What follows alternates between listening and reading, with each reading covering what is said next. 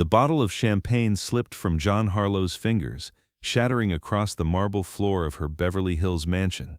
But it wasn't the broken glass that made her scream.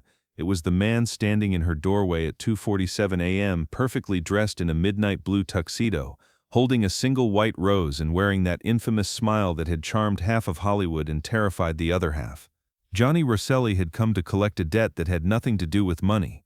It was June 6, 1937, and Jean Harlow, the platinum blonde bombshell who defined sex appeal for an entire generation, had exactly 24 hours left to live. Though neither of them knew it yet, this midnight visit would be their last conversation, a conversation that revealed the dangerous game being played behind Hollywood's golden facade, where organized crime and movie magic danced together in deadly harmony.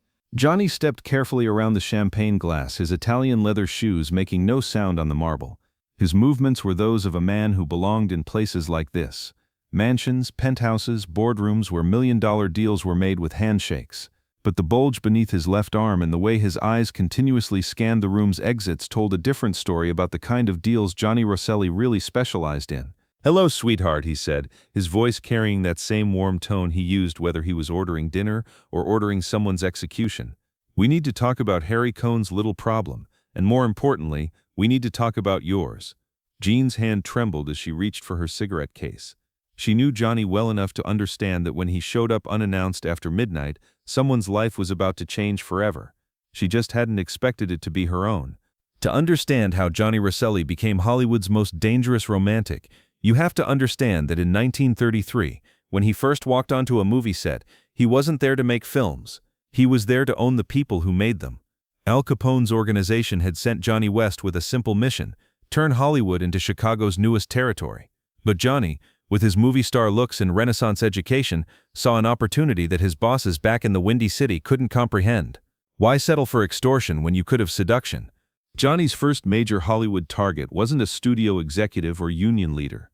It was the most famous woman in America, Jean Harlow, the original blonde bombshell whose platinum curls and silk dresses had made her the highest-paid actress in the world. But Jean Harlow had a problem that her millions couldn't solve.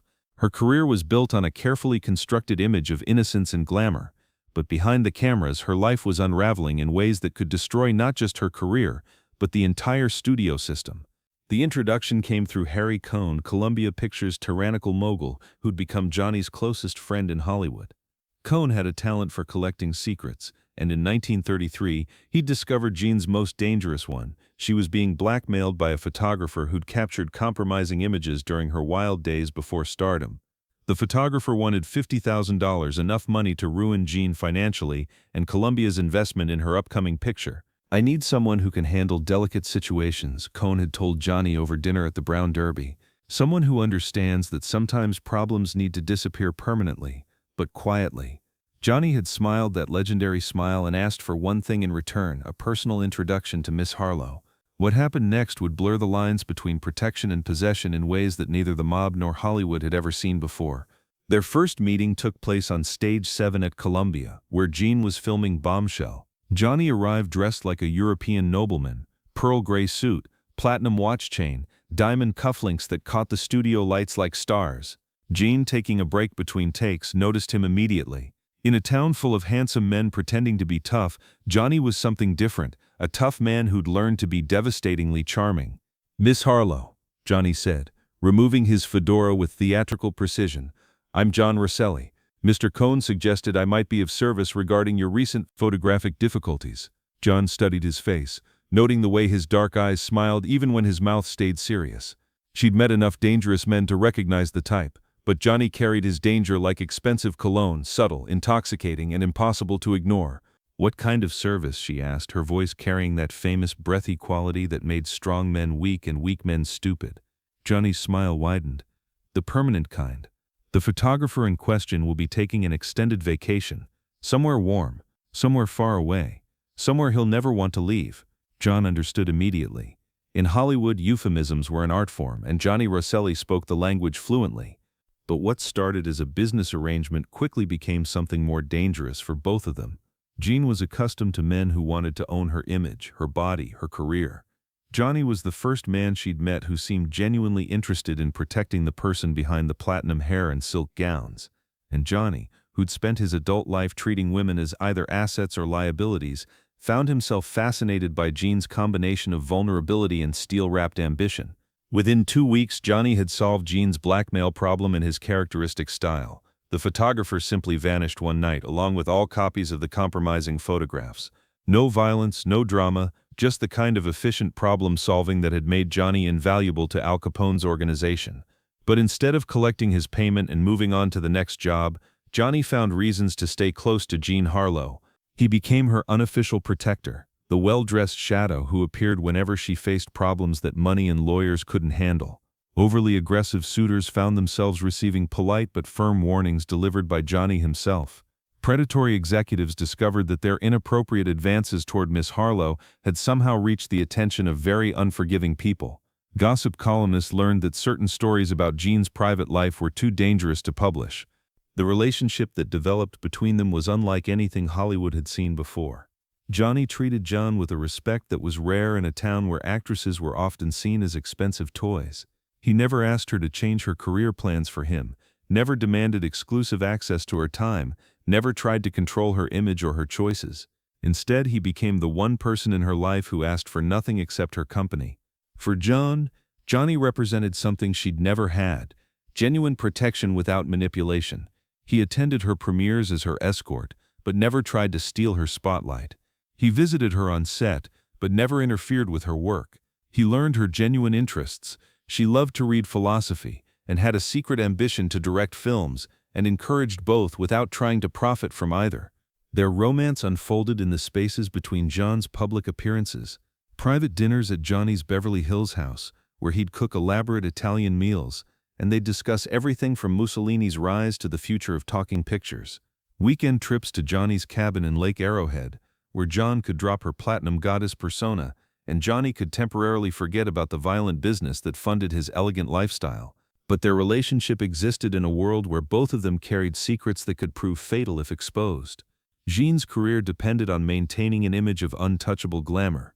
Being romantically linked to a known mobster could destroy her in an industry that was already under scrutiny from moral crusaders. And Johnny's effectiveness as Capone's West Coast representative depended on operating beneath the radar. A high-profile romance with America's most famous actress was exactly the kind of attention that could get him killed by rivals or arrested by federal agents. So they developed an elaborate system of public distance and private intimacy.